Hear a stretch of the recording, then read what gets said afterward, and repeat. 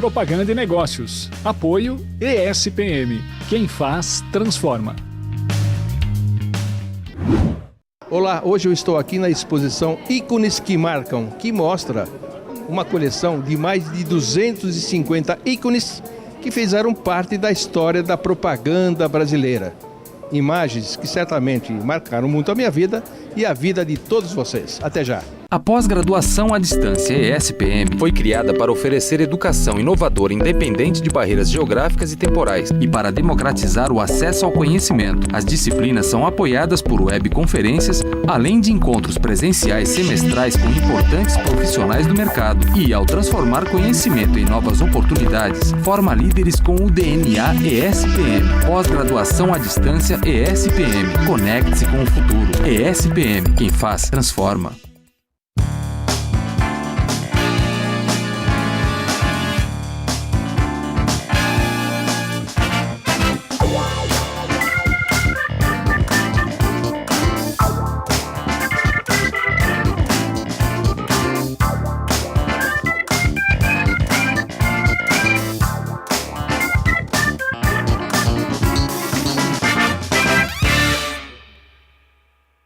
Olha, já estamos aqui na exposição Ícones que Marcam com o Geraldo Alonso. Geraldo, que trabalho maravilhoso de resgate da história da propaganda mundial praticamente, né? Muito obrigado, bem-vindos. Você que é um dos grandes divulgadores da comunicação nesse país. Eu estou muito feliz porque essa exposição realmente é um sonho. Só 4 países tiveram exposições assemelhadas. Primeiro, houve uma exposição em 1920 na Inglaterra. Em Londres, depois, se criou o Museu das Marcas, que hoje, em Londres, é uma das 10 maiores atrações de Londres, para você ter ideia. O Museu do Louvre fez uma grande exposição na divisão Musée des Arts Décoratifs. E agora Kansas, em 2011, abriu um museu de ícones. Ou seja, São Paulo, correspondendo à importância da publicidade brasileira, acaba de ter a sua exposição sobre o Ícones que Marcam. Estamos aqui na Fiesp. A exposição vai até quando, Geraldo? A exposição gratuita irá até 11 de dezembro, no subsolo da Fiesp.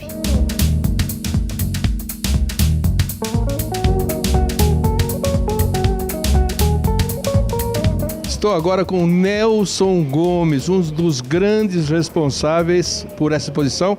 É o dono do SEDOC da ESPM, que tem milhares de comerciais. Nelson, me fala um pouquinho sobre a tua parte. Aliás, eu vi você fazendo de tudo aqui na exposição para que ela saísse. Mas uma das partes principais são os comerciais que fazem parte da história desses ícones, não é verdade? Sem dúvida nenhuma. Bom, o SEDOC somos 8 pessoas, então todo mundo faz de um pouco, né, de cada um. E o SEDOC realmente tem um bom acervo. Hoje eu diria que é o maior acervo da publicidade brasileira, está lá na escola, isso sem dúvida nenhuma. Aqui nessa exposição, além dos 200 e tantos bonequinhos, ícones, né, de todo mundo, nós temos cerca de 9 horas de vídeos aí. Só para ilustrar a exposição. Você acompanhou aí, tem ícones atuais, ícones estrangeiros. Estamos vendo umas imagens, né? Vamos lá. Vamos lá. E, por exemplo, nós temos 160 e tantos filmes de ícones, né?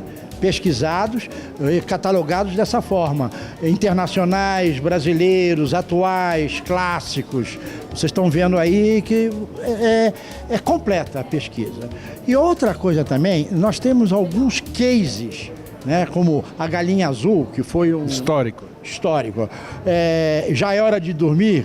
Histórico. Histórico. Cobertores Paraíba. Exatamente, já é hora, então tá aí. Erlon Chaves criou. Exatamente, Erlon Chaves, grande Erlon Chaves. Mocotó, lembra do Mocotó? Mocotó. Erlon Chaves, nós temos também aí o Jeca Tatuzinho. Jeca Tatu. Do Fontoura. Biotone Fontoura. Nossa, esse realmente tem história. É história. Eu considero, né? O Fontoura foi um dos grandes anunciantes desse país. Porque Jeca Tatuzinho é um sucesso. Dizem que chegou a 100 milhões de exemplares. Olha só o número, 100 milhões é um número. Agora, Nelson, você tem uma carreira brilhante na área de comunicação. Você foi da Rede Globo há muitos anos, trabalhou com pessoas, viu milhares de campanhas de publicidade, muito embora não era muito a sua área. Agora você está na ESPM, sempre se reinventando e aprendendo. Quando é que a gente ia imaginar que um dia você fosse cuidar dos ícones da comunicação, que são tão ou mais importantes do que os produtos, né? Olha, eu trabalhei 30 anos na Rede Globo. Sem dúvida nenhuma, a Rede Globo foi que ajudou a formar muito desses ícones. Sem dúvida. É evidente que você pega Galinha, você pega todos, passou pela Rede Globo. Então eu convivi com esses personagens durante a minha vida toda, né? E lá, quando você falou, eu trabalhei com pessoas importantes, eu aprendi com pessoas importantes.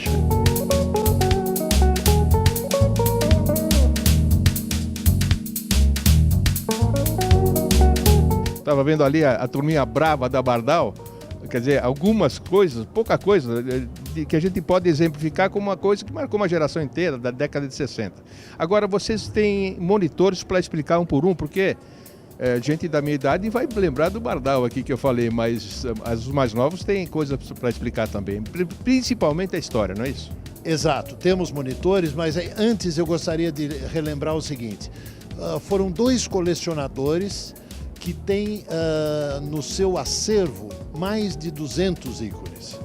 E ligados todos, obviamente, às marcas devidas. E dados interessantes, cada ícone tem uma história. Por exemplo, o Bibedon da Michelin foi criado em 1898. Aquele bonequinho gordinho. Aquele gordinho que é feito de pneus. Feito né? de pneu. Na Nestlé, nós estamos considerando, no Brasil, nós estamos considerando o leite moça da Nestlé de 1921 como sendo o primeiro ícone brasileiro, porque havia a latinha de leite moça e as brasileiras não conseguiam dizer eu quero aquela latinha com aquela lecheira, como seria em espanhol. Então criou-se Moça, que é um personagem tipicamente brasileiro, e ele está na exposição. São mais de 200 ícones de 2 colecionadores, o fotógrafo Giacomo Favretto e o planejador, pesquisador Evandro Pittino. E você tem um livro, fez um livro sobre tudo isso, evidentemente. E esse livro vai estar à disposição das pessoas para poderem comprar? Como é que vai funcionar? O livro será distribuído de maneira seletiva aos atuais convidados hoje e os participantes da exposição, os que vierem a partir de amanhã, como a exposição é gratuita, receberão um folheto pró-memória dos principais ícones.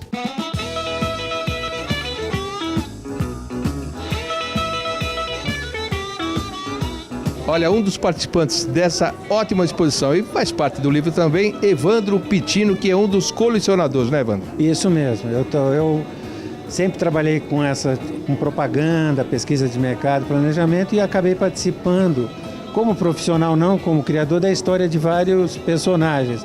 E a partir disso eu comecei a colecionar coisas, né? Guardar esses personagens e acabei... Essa coleção é sua, é própria, você não vende, não empresta, não é só para exposição. É só para exposição. O que for... Não sou meu negócio é guardar, arruma meu escritório, eles ficam ali comigo. Evandro, além da coleção, você tem a história desse personagem.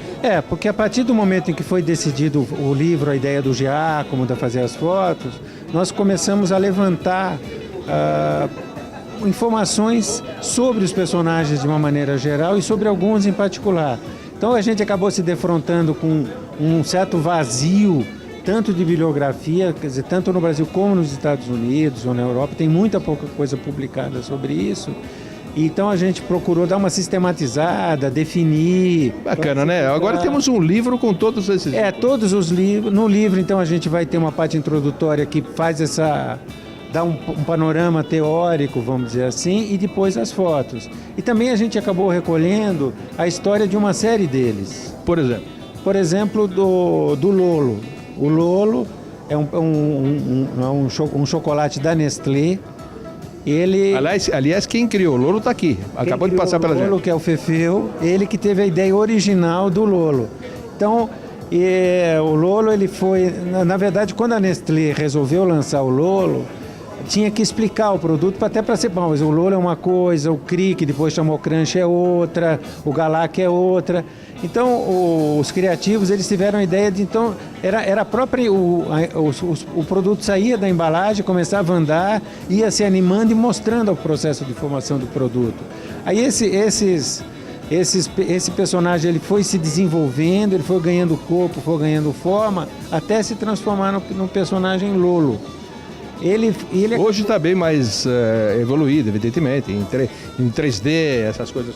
Porque na verdade o que acontece... Mas a síntese está lá no passado. A síntese está no passado, porque o Lolo, na verdade, depois a Nestlé, numa desses movimentos internacionais, ela resolveu dar nome marcas globais para as marcas. E uma dessas marcas era a Lolo, que virou Milk Bar, que é a marca internacional de Galac, inclusive. Então nem foi uma passagem traumática, porque como o Lolo já era a própria embalagem, ele simplesmente trocou de roupa. Isso está registrado num dos comerciais e virou Milk Bar. Me dá outro exemplo que está no livro. Um outro exemplo que está no livro também, que a gente tem aqui, é do Homenzinho Azul de Cotonete. Ícone da comunicação. O do Homenzinho Azul de Cotonete foi a Johnson, no final da década de 1970, resolveu... Agora aquilo começou como um ícone por causa do comercial, evidentemente. Porque na verdade a Johnson & Johnson, ela usava, esse produto era posicionado para criança. Eles resolveram posicionar para adulto. Quando foi posicionar para adulto, aí o Edmar Salles, que é o redator, que é o diretor de arte, né? Ele fica... Porque é incômodo mostrar limpando, né, o ouvido. O ouvido. Aí ele falou, vou fazer um desenho animado. E dançando. Nós estamos mostrando imagem. O Edmar Salles, ele... Então, o pessoal é como se fosse um funcionário público que sofre, faz toda essa vida que a gente leva, e à noite ele se recupera cantando, dançando, tomando banho.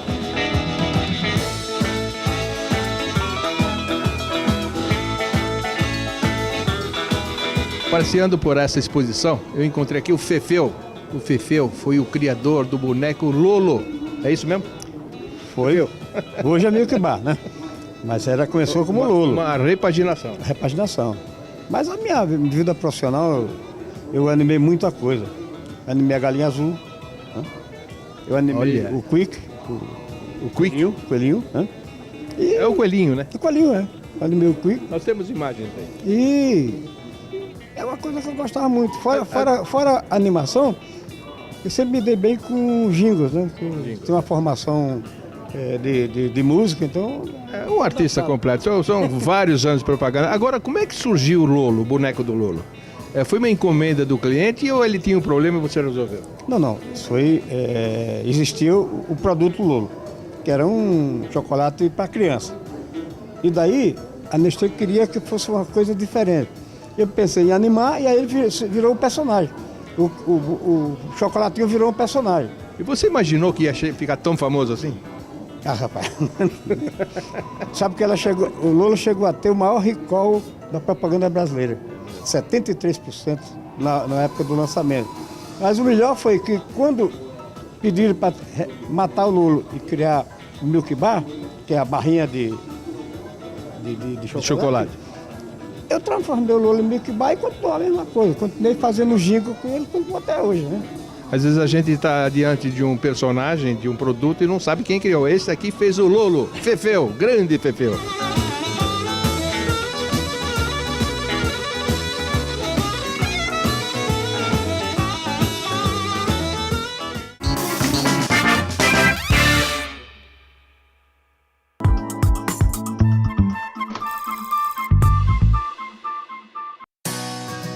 O mercado brasileiro busca cada vez mais profissionais com capacidade para liderar, que tenham um conhecimento aprofundado e que saibam indicar caminhos em direção às melhores soluções. Na ESPM, o estudante une conceitos a experiências.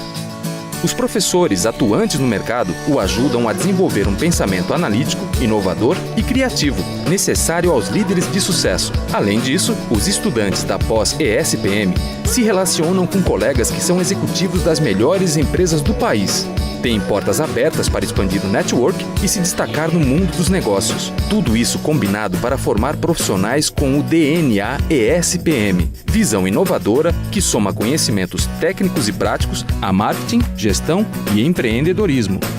Pós-graduação ESPM, formando profissionais que estão sempre um passo à frente. ESPM, quem faz, transforma.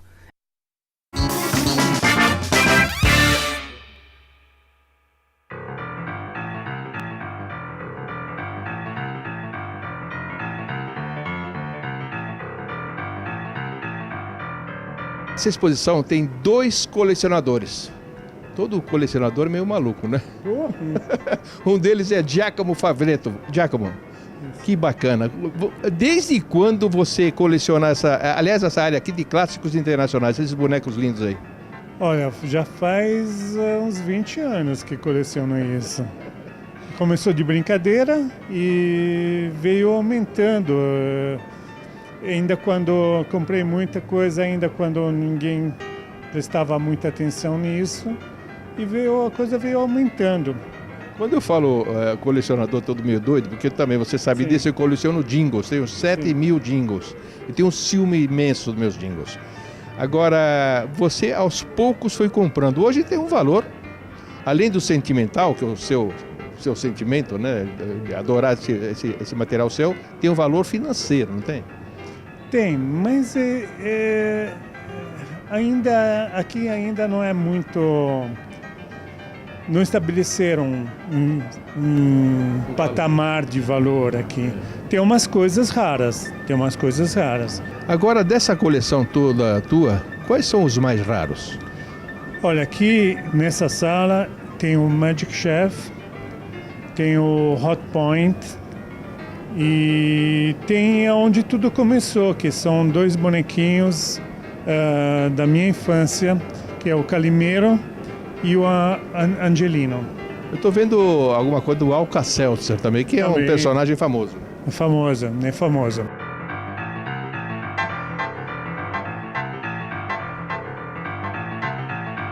Você está tem boneco da sua infância.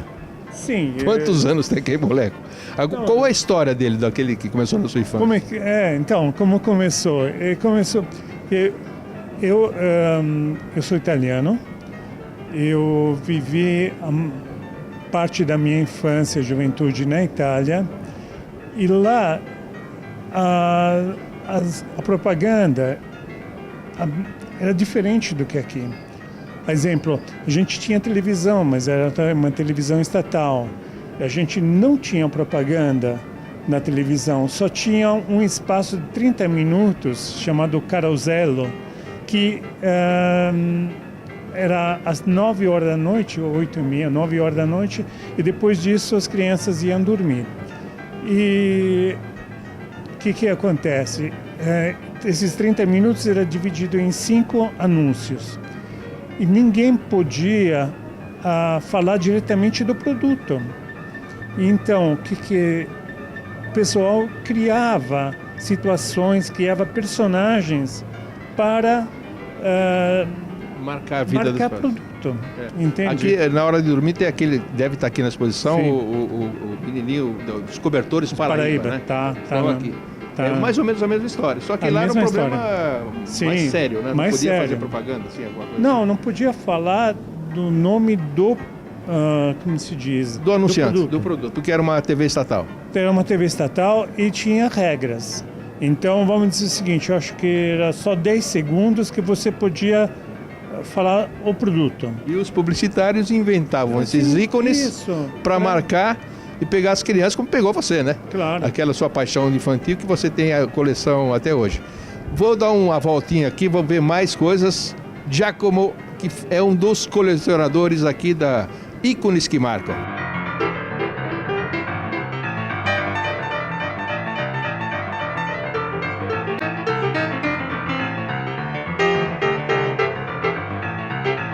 Eu estou aqui ao lado de Sérgio Campos, que ajudou aqui a exposição. Sérgio, vou te contar uma coisa de infância.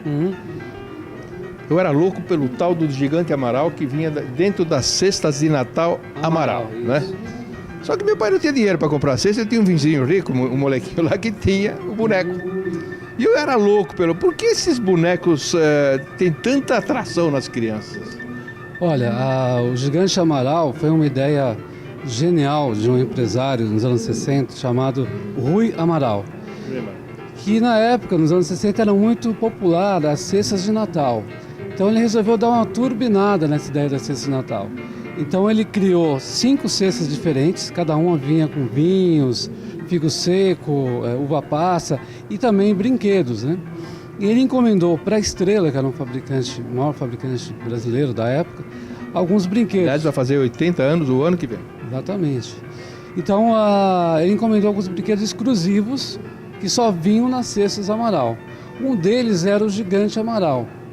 As crianças, hoje ele é chamado como se fosse com esse porte dele, né? Era impactante. E ele vinha com numa mão ele tinha uma casa e na outra mão ele tinha um carro, né?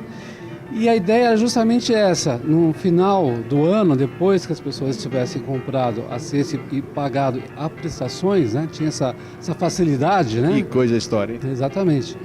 Era sorteado um carro, aliás, alguns carros em uma casa, né? Então existia toda uma expectativa gerada durante todo o ano em função do sorteio do carro e da casa que era a característica do gigante Amaral, né? Esse foi o grande lance, vendeu muito, né? Ficou muito popular, inclusive disse que hoje em dia se especula que até influenciou a ideia do baú da felicidade que veio depois. Pelo menos influenciou a ideia de bonecos fortes, né, heróicos, porque naquela época tinha o gibi do Mandrake, que tinha um amigo chamado Lothar, lembra disso? Lothar, lógico. Agora, tudo a ideia de um empresário que teve essa ideia brilhante para vender mais, né? Exato. E criou um boneco para vir dentro da cesta. E como eu queria esse boneco, viu?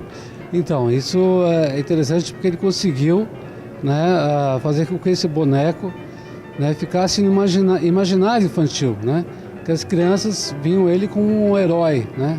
Então, é uma coisa genial e muito característica do período, né, dos anos 60. Me falaram que as meninas tinham as bonecas, os meninos não tinham bonecos. Aliás, os pais não gostavam de dar boneco para os filhos naquela época, aquele negócio de machismo e tal. Exato. Mas a molecada gostava de um boneco que representasse a classe masculina. Exato, é um herói pagão, né, como se dizia na época, né, com esse ar assim, tipo Gengis Khan, né, oriental, né, um tipo exótico, assim, né, muito bacana.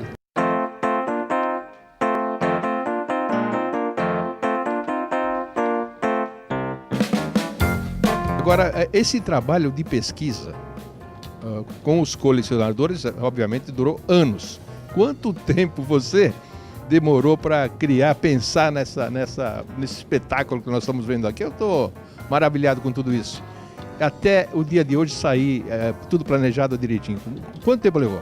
Foram 2 anos de trabalho. Agora, diga-se de passagem que a exposição que valoriza o ícone, ela é muito simples, ela é muito, eu chamo ela de minimalista.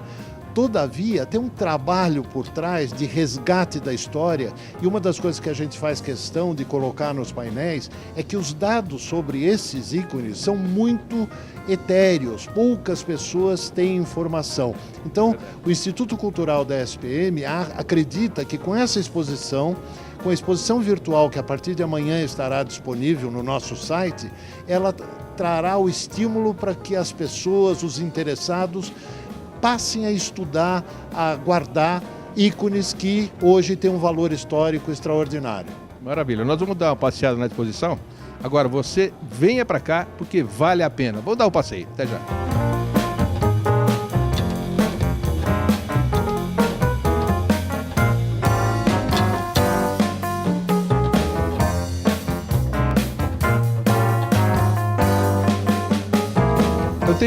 você sabe, você me acompanhava na Jovem Pan, a história dos comerciais, dos jingles fantásticos, que não é bem essa história, mas a gente temporiza lá em virtude da pessoa que criou, por que criou, e falava em vendas. E você está me contando uma outra parte, que a gente imaginava, mas não sabia tudo, que é a criação de alguns ícones que marcam, esse é o nome da exposição, e que marcaram mesmo, e foram responsáveis por encantar as pessoas, crianças ou adultos, e vender mais, não é isso?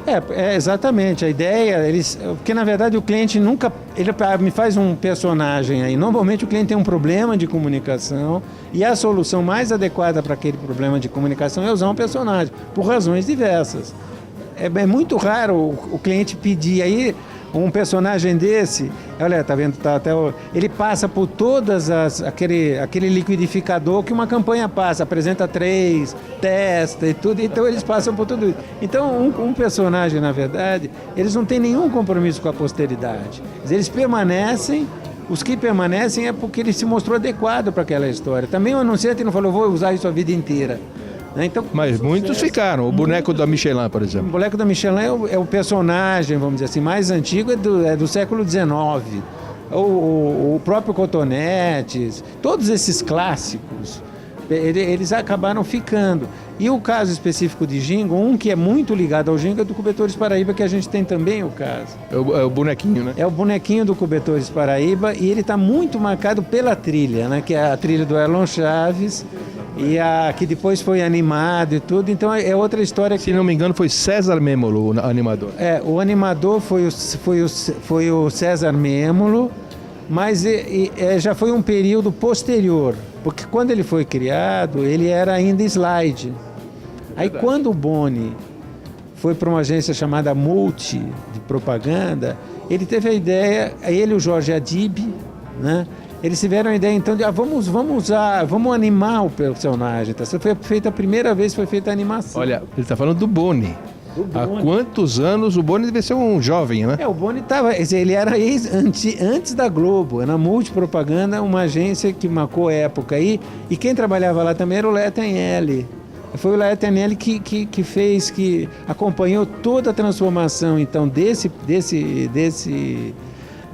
que era slide, tá na hora de dormir, que virou tá até hoje na memória, e a marca vive em função disso até hoje, né? Evandro, a exposição está uma delícia, parabéns por documentar, fazer parte desse trabalho de mais de 2 anos, o José Heraldo Alonso está me falando, de conceber essa exposição, né? Isso. Acho que, acima de tudo, vocês estão sendo homenageados aqui por terem guardado isso para a gente ver. Tá bom então, muito obrigado. Mas vamos dar mais uma volta. Vamos lá.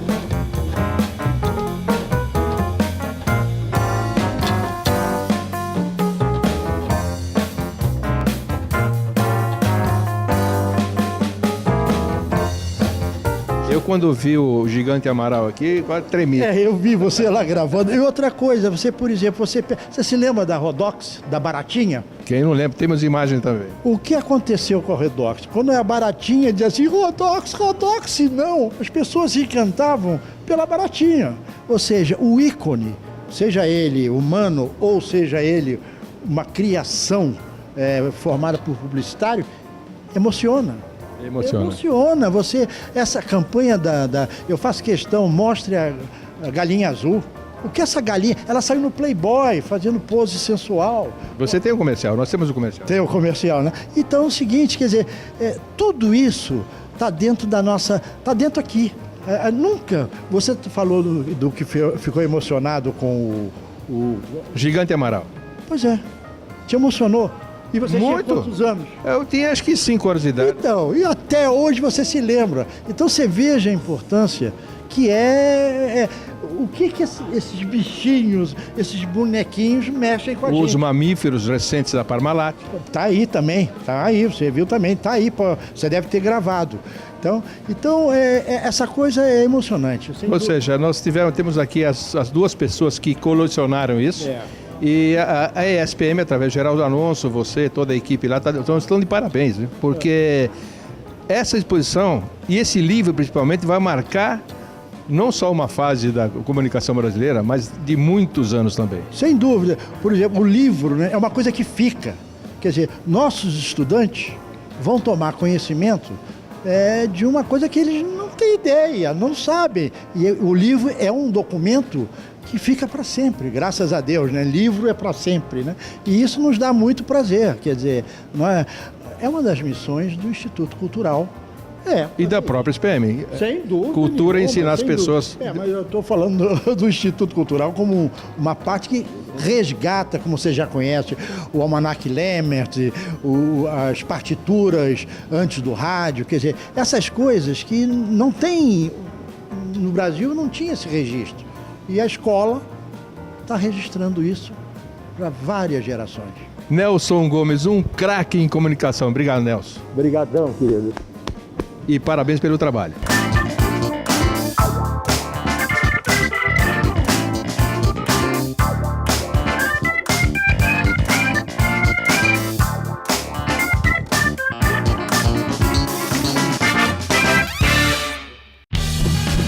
Propaganda e negócios. Apoio ESPM. Quem faz, transforma.